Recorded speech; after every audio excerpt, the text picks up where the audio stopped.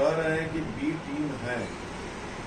हमको तो ये समझ में नहीं आता है कि बिहार में एक जन स्वराज को छोड़ के जितने भी राजनीतिक दल हैं उन्होंने इस 19 साल सत्ता का सुख भोगा, चाहे कांग्रेस के हों, चाहे जदयू के हों, चाहे राजद के हों, चाहे भाजपा के हों, सारे दल वाले इस 19 साल में नीतीश जी ने सबको सत्ता सुख दिला दिया।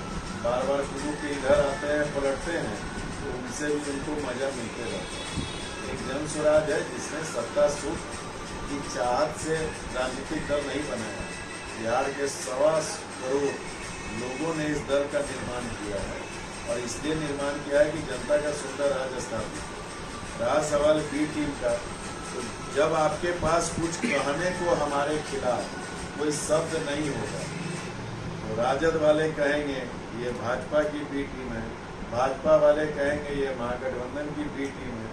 रहा सवाल आपका उसी में दूसरा प्रश्न था कि वो कहते हैं कि उसका वोट काटेगा, वो कहते हैं उसका वोट काटेगा। हम तो खुद कहते हैं कि हम दोनों का वोट काटेंगे। हम भाजपा को भी साफ करेंगे आधा, हम महागठबंधन को भी आधा साफ करेंगे और दोनों जोड़ के जो 20% वोट जो निर्दलीय नोटा में जाता था उसको जोड़ के 60% वोट ला के हम सबको विपक्ष में बैठाएंगे और जनता का सुंदर राज स्थापित करेंगे।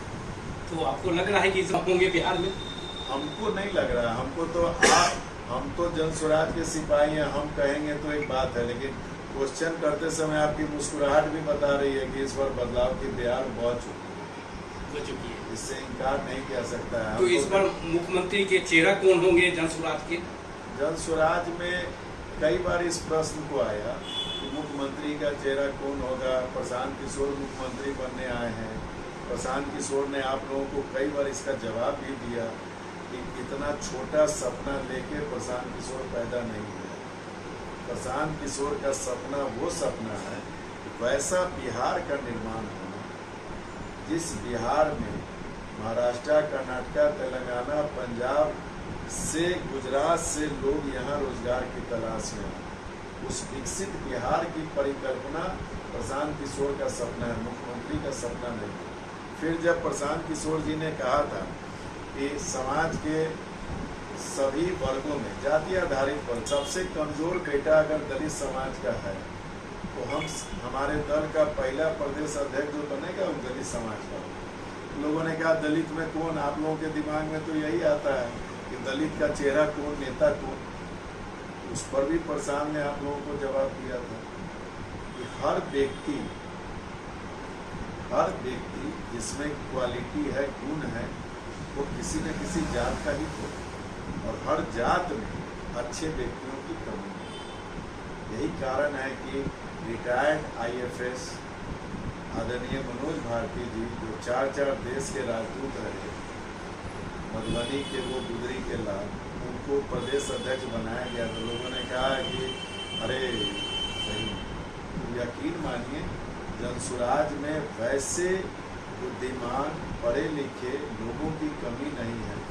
मुख्यमंत्री बनना जन स्वराज का या सत्ता पाना, सत्ता को उखाड़ फेंकना सपना नहीं है, व्यवस्था परिवर्तन। जब आप सुन लीजिए, जब आप आज जन स्वराज की सरकार बन जाए लेकिन क्रियाकलाप वही NDA और महागठबंधन वाला रहे तो आपके दिल पे क्या बीते? हम लोगों का एक ही स्लोगन है कि चौखट आपकी, सेवक आपका। चौखट आपकी, सेवक आपका। जिस तरह जन स्वराजी अपने अपने विधानसभा क्षेत्रों में, अपने अपने प्रखंडों में सभी लोग दरवाजे मैक्सिमम जाके जन स्वराज की अलग जगह रहे हैं। वो उसी जन स्वराजियों में से कोई बेहतर विधायक बनेगा, वही विधायक के समूह में से एक बेहतर मुख्यमंत्री बनेगा। पर्सनली मुझसे अगर संजय केजरीवाल से पर्सनली निजी तौर पे प्रश्न है, मेरी दिली इच्छा है, प्रभु से कामना है कि अगर बिहार का मुख्यमंत्री प्रशांत किशोर जी के दिल में नहीं है बनना, लेकिन संजय केजरीवाल की चाहत है कि कम से कम 5 साल वो जरूर मुख्यमंत्री बने। इसलिए बने उनके मुख्यमंत्रित्व काल में जितना सर्वांगीण, एक होता है कि आप अपनी देख रेख में आप अपनी आइडिया से कोई बेहतर चीज करा सकते हो, एक प्रशांत किशोर जी से बेहतर जनसुराजी कोई हो नहीं सकता इस धरती पे। तो पर्सनली मेरी इच्छा जरूर है, लेकिन आप सभी लोग वाकिफ हैं प्रशांत किशोर जी के दिल में जो होता है वही वो करते हैं। मतलब कि आपका नाम आ रहा है और काफ़ी मतलब कि युवा पीढ़ी या महिलाएं का देखे हैं कि आप जब रोड पर निकलते हैं और पूरा काफिला हो जाता है, मतलब हजारों की संख्या में भीड़ हो जाती है। संजय केजरीवाल के अलावा मैं एक पिता हूँ, मेरे भी 3 बच्चे हैं। बड़े मेरे बेटे जो है वो अभी नीदरलैंड में नौकरी कर रहे हैं, बेटी हमारी कलकत्ता में नौकरी कर रही है चार्टर्ड अकाउंटेंट बन के, और छोटे वाले जो हैं वो MIT मणिपाल में कंप्यूटर साइंस की पढ़ाई कर रहे हैं। तो एक बिहारी होने के नाते, एक इंसान होने के नाते, एक पिता होने के नाते मैं भी इस दर्द को झेल रहा था कि मैं और मेरी पत्नी यहाँ जरूर हैं, लेकिन मेरे 3 बच्चे बाहर हैं।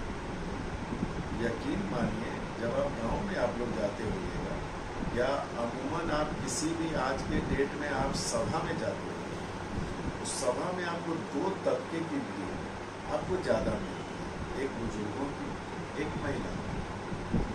मतलब अगर 100 आदमी की सभा है, उसमें आपको 20 आदमी ही नौजवान मिले, जबकि बिहार में आबादी कितनी है तो 62% नौजवान है, लेकिन 20 आदमी मिलेंगे आपको यहाँ सभा में।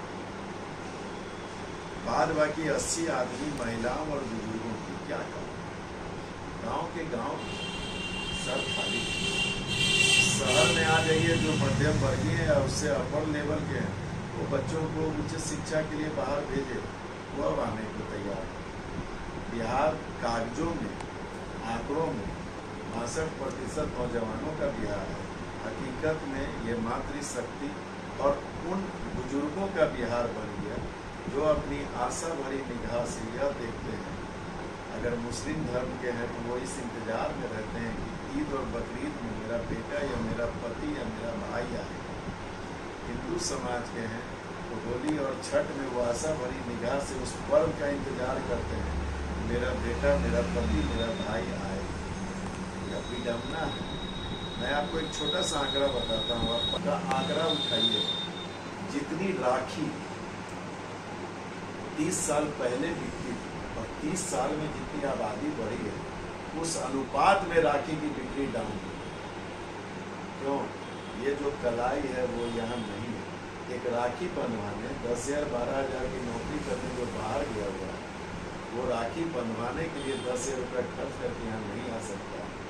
1 महीने की तनख्वाह जो कि उसके परिवार की यहाँ पे पेट की भूख को शांत करती है। यह विडम्बना है सर। इस विडम्बना को आप लोगों को समझना होगा। इन मुद्दों को जब प्रशांत ने बच्चों की पढ़ाई, बच्चों के रोजगार के लिए, उन माताओं बहनों के लिए घरेलू रोजगार करने के लिए 4% सरकारी ब्याज दर पर ऋण का, उन बुजुर्गों, विधवाओं, विकलांगों के लिए जो 400 की मासिक पेंशन भीख के रूप में मिल रही थी, उसको 2,000 रुपया करना चाहिए। कमाने वाली, खाने वाली खेती को कमाने वाली खेती में कन्वर्ट करने के लिए आपको एक आंकड़ा बताते हैं। 55 लाख हेक्टेयर बिहार में जमीन है खेती के लिए।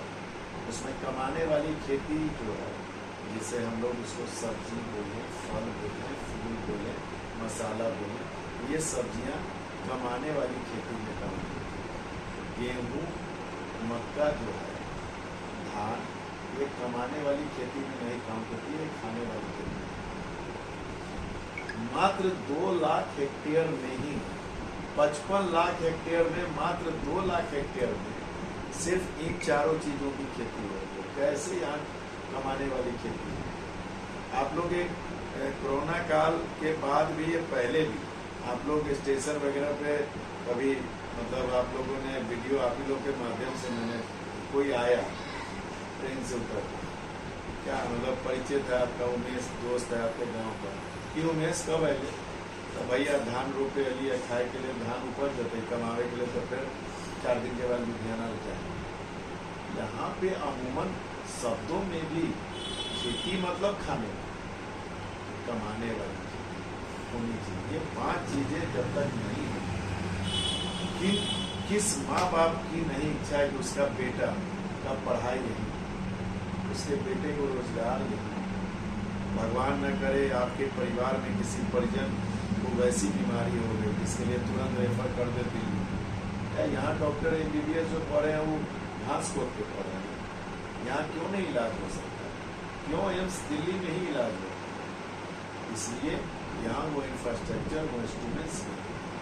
तो तो नहीं है कि किशोर जी की पार्टी जल सुराज जो है बी टीम है, और मतलब कि जो है और NDA की जो भी समर्थक है, जो भी पदाधिकारी है, वो कह रहे हैं कि भोटकटवा पार्टी है जन सुराज। इस पर क्या कहना चाहिए?